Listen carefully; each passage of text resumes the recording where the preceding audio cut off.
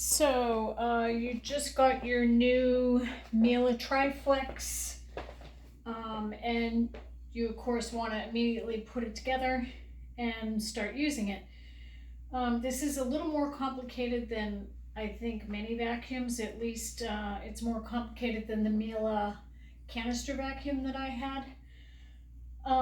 So I have already put mine together before, but I broke it all down, and I'm going to try and walk you through how it was for me, how I remember it the first time. So let me first show you the parts that I don't think you should focus on initially. So there's this piece here. I myself am not using it, but I guess, it anchors up to the wall, and this enables you to hang the vacuum on the wall. But I don't have that kind of a setup, so this piece for me, it's just extra. I'm not using it. I just keep the vacuum on the floor. Then of course there's this little holder with your accessories, for getting in, small cracks, doing furniture, drapes, or things like that. You won't use this often, but for now I'm going to put that aside. So we've got the main pieces here, and there are essentially 4 pieces. I have to admit, so this is what I always refer to as the brains, meaning this is the motor and the dust bin that gets attached to it.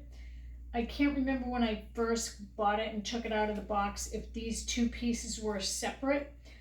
They can indeed be separated, but I don't know if they were already together when it came out of the box. But I'll get into this piece in another video, but for now, just consider this all one unit, the brains and the dustbin. Then we have here the battery pack, the tube, the floor piece as I call it, and the handle. So we're going to start with the floor piece, which is obviously on the floor. When you're using the vacuum, there are 2 options. You can have the tube and then the brains on top of it, or vice versa. Now, there are pros and cons to whether you have one on top or one on the bottom.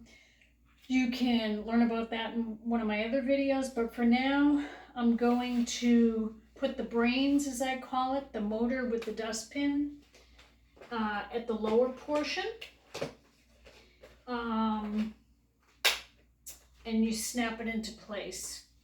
Now, the main part of the vacuum, gosh, I'm sorry, I'm a little tired and winded right now, so I may not be speaking as well, but the main part of the vacuum, this upright part, it can pivot from the floor piece.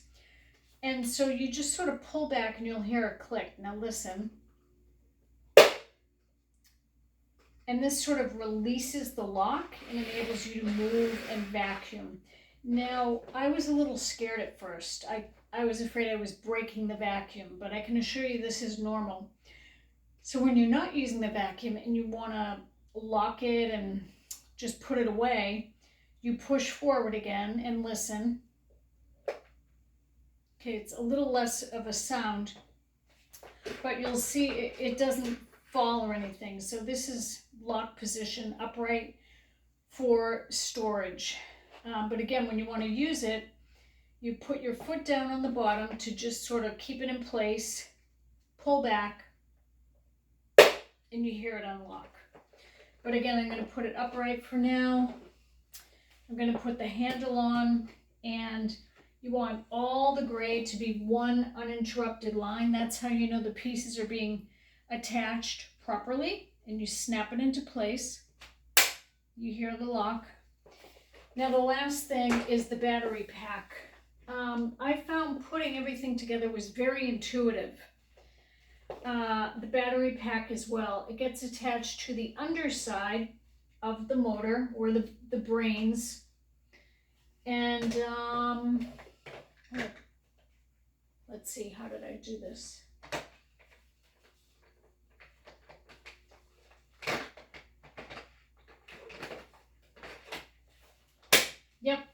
snaps right into place. Now, one thing to keep in mind, I didn't realize this initially. So here is the AC outlet to charge the battery pack. You insert it in the underside, the slot's right there.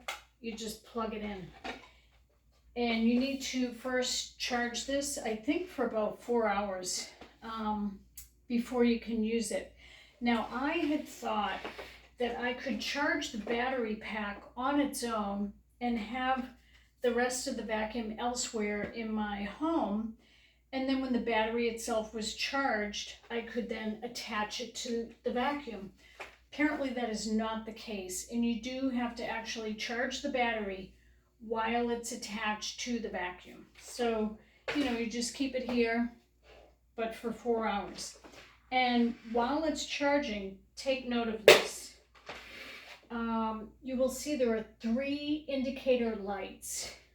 When it's fully charged, you will see 3 solid lights.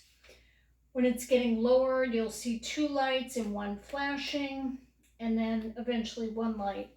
But right now it's flashing because it's charging. It's almost full, but it still needs a little charging.